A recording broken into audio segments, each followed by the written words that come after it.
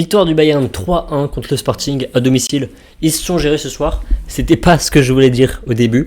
Quand j'ai vu jusqu'à la 65e minute, c'était pas du tout ce que je comptais dire. Je pensais pas que le match finirait comme ça, mais on est au courant maintenant. Un match de foot, ça se joue sur 90 minutes. Il peut se passer plein de choses en 90 minutes. Et ben on l'a vu aujourd'hui. Une première mi-temps très réussie des Bavarois avec un énorme gardien du côté du Sporting. On va en reparler de tout ce qui est de tout l'ensemble du match. Et deuxième mi-temps, au début très moyenne du Bayern, qui se font prendre par le Sporting qui n'arrête pas d'accélérer et de mettre des petits coups de pression au Bayern jusqu'à mettre le premier but. Et finalement, à la 65e minute, égalisation et ensuite déroulé. Ils finissent par gagner le match. On va revenir sur l'ensemble de la rencontre. Avant, petit point quand même. Le Bayern, grâce à cette victoire, passe devant le PSG, revient deuxième. Ils n'ont perdu qu'un seul match, c'était contre Arsenal, le match Arsenal-Bayern. Et donc là, ils ont l'occasion de revenir dans la tête des classements, provisoirement évidemment, parce que le PSG, l'Inter et le Real sont également à 12 points et peuvent remonter devant le Bayern en cas de victoire et de goal average assez élevé. Donc voilà, provisoirement le Bayern deuxième, mais c'est une bonne nouvelle pour eux. Ils se relèvent après la défaite contre Arsenal, ils sont pas trop traînés, surtout que le Sporting, c'est une équipe qui était 8ème au coup d'envoi. Alors là, ils sont 9ème parce qu'ils ont baissé à cause du goal average, perdent 3-1, ce qui fait que moins 2, ils avaient plus 6 et ils avaient un but de moins que le Chelsea, pour ceux qui voient où j'en suis. Donc ils étaient 8ème au coup d'envoi, et bon, donc ils passent 9ème, mais voilà, c'était un match un peu piège pour Bayern qui ne devait pas sous-estimer le Sporting, mais c'est pas un très gros Sporting. On a vu depuis le début de la saison, ils n'ont pas fait les plus gros tests, ils n'ont pas encore affronté le Bayern et le PSG, les deux grosses affiches du Sporting, les deux plus grosses équipes qui affrontent le Sporting. Donc voilà, elle se replace à son niveau, le Sporting, tout doucement, elle va redescendre normalement, a priori. Mais voilà, le Bayern ne devait pas la sous-estimer, c'est une équipe qui avait fait quand même 3 victoires, un match nul, une défaite. Et donc voilà, un petit point sur les compositions. Aujourd'hui, on aura vu une défense à 5 du côté du Sporting, avec pas mal de blessés. On n'aura pas vu Trincao. Qui d'autre on n'aura pas vu? J'ai un petit doute. Trincao, Coenda aussi. Giovanni Coenda, le joueur de Chelsea prêté, qui a joué Sporting la saison d'avant, mais voilà, qui reste au Sporting, mais qui appartient à Chelsea. Donc Giovanni Coenda pas titulaire, Trincao et Pedro Gonçalves qui ne joue pas, Zeno de Bast aussi. Donc c'est une équipe très remaniée du côté du Sporting, mais première mi-temps très réussie d'un homme qui aura tout empêché, Rui Silva. Il aurait été une muraille dans les cages, première mi-temps. C'est rare qu'on voit, je trouve, dites-moi ce que vous en pensez, mais moi je trouve que c'est assez rare de voir un gardien qui est, je dirais, bon en première mi-temps et moins bon en deuxième mi-temps. Ça peut être le cas d'une équipe, par exemple, qui peut être très bonne en première mi-temps et être très mauvaise en deuxième parce que l'équipe adverse retrouve ses moyens. Mais un gardien qui change comme ça de niveau, qui laisse rien passer puis qui laisse 3 buts, qui peut notamment être évitable, vu les arrêts qu'il avait fait en première mi-temps, les 3 buts, il peut se les éviter. Évidemment, il y a des problèmes au niveau de sa défense qui font que ça l'aide pas beaucoup. Mais ouais, je trouve ça assez étonnant. En tout cas, voilà, c'était le seul vrai bon du côté du Sporting, j'ai trouvé, parce qu'il y avait beaucoup d'attaques de l'équipe de Bayern qui retrouve un petit point quand même avant que je l'oublie, je risque de l'oublier sinon, c'est Alphonso Davies qui est joué 2 minutes, mais c'est toujours ça. Donc voilà, petit retour de l'ailier du latéral gauche, ça c'est cool pour le Bayern, bonne nouvelle, pour remplacer Stanisic quand il sera vraiment définitivement remis de blessure. Donc sinon c'est pas une équipe avec beaucoup de surprises au niveau de la composition. J'ai oublié, avant de débriefer cette rencontre, n'hésitez pas à liker, à vous abonner, vraiment ça m'aide énormément, ça me motive. Et dites-moi ce que vous en pensez en commentaire de cette équipe du Bayern. Voilà, ça aide l'algorithme et ça m'aide moi. Donc voilà.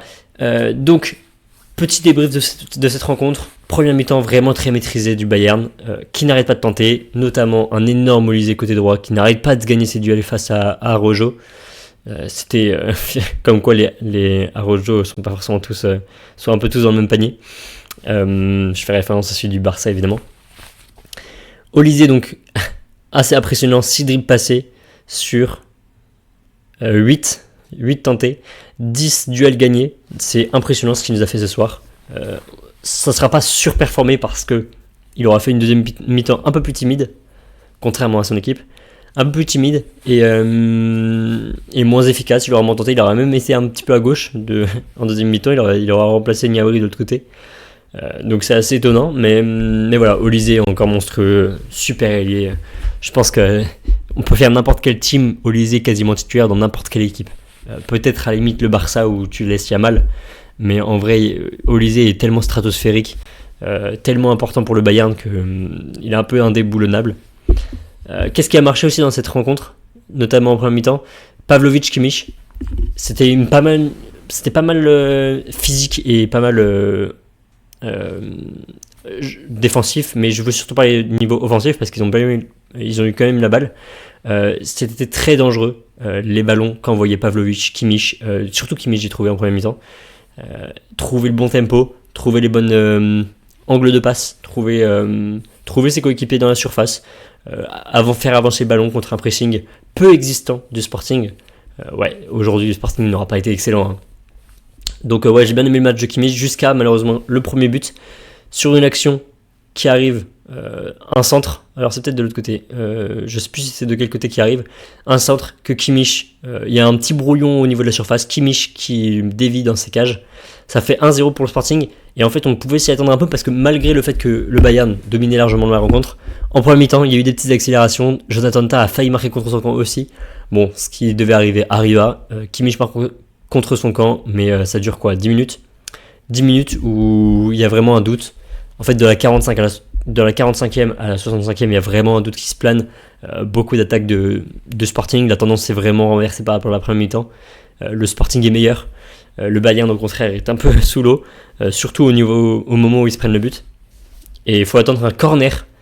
C'est assez marrant la quantité de buts qu'il y a sur corner depuis le début de la saison. Je pense que c'est en constante évolution dans le football, mais maintenant les coups de pied arrêtés sont tellement importants, c'est assez impressionnant. Bref, en tout cas, corner, second poteau, Gnabry qui fait une petite course, qui est resté seul, petite course de 5 mètres, mais personne n'était sur lui, il vient couper la trajectoire, ça fait but, 1-1 à ce moment-là, et il célèbre comme s'il avait gagné. Et honnêtement, ça les réveille totalement.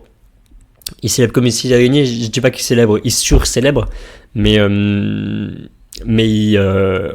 ça montre l'excitation et le moment où ils se disent allez, cette fois-ci on va gagner cette rencontre, on va pas les laisser le Sporting là, on va pas les laisser gagner, on va pas laisser le match nul, on y va, on marque les 2 autres buts et c'est fini. Et ils ont pas traîné. 4 minutes plus tard, Lennart Karl qui fait un excellent match, énorme match, ça c'est une petite pépite allemande qu'il faut vraiment se mettre à suivre parce que il risque d'être à la Coupe du Monde et il risque d'être dans le futur du Bayern. Il est excellent, c'est le gars qui va pas avoir peur de foncer dans l'axe. Souvent quand t'as un joueur, t'aimes bien te désaxer pour entrer dans la surface, pour avoir moins de joueurs à dribbler. Quand t'arrives devant la surface, tu passes par là, ou t'as un ailier qui passe par là. Donc voilà, Lennart Karl lui il a pas peur, il y va tout droit, il fonce, peut-être par naïveté, en tout cas lui ça marche. C'est pas comme ça qu'il va marquer son but, c'est un coup franc, même pas un coup franc, c'est une action qui part d'un moment d'hésitation du Sporting. Ça c'est un manque de concentration. Kimmich qui récupère la balle, il aurait pu avoir une faute, l'arbitre n'a pas sifflé, il faut se remettre dans le match. Le Sporting ne s'est pas remis dans son match. Ça passe à Olysée, Kimmich qui passe à Olysée, Olysée qui passe à Laimer, et Laimer en une touche, jeu rapide pour Lennart Karl. Alors là j'ai mal fait la passe. Il le passe comme ça. Lennart Karl, très belle course qui s'infiltre dans la surface et qui va tirer Silva qui avait arrêté quasiment le même genre de tir en premier mi-temps. Il n'y arrive pas cette fois-ci, ça fait 2-1. Et ouais, le Sporting est sous l'eau à ce moment-là. Ils vont même alourdir la marque avec Jonathan Tah, encore une fois, sur un endroit, sur un coup de pied arrêté, coup franc. Et encore une fois, c'est Gnabry qui fait la différence.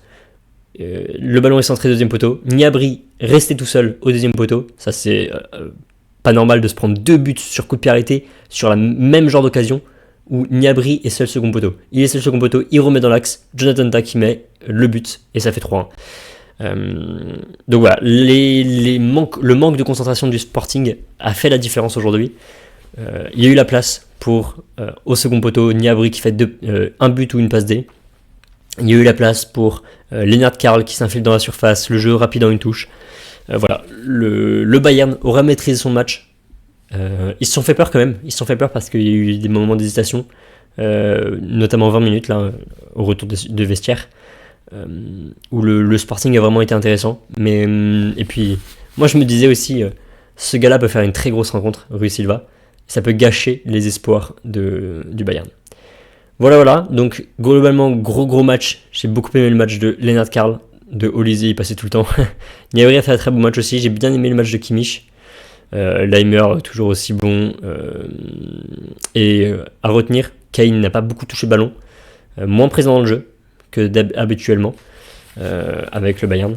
Et puis le retour, à noter aussi le retour de Alphonso Davies qui revient sur le banc. Donc ça c'est vraiment cool, bonne nouvelle pour le Bayern, qui donc est deuxième du classement.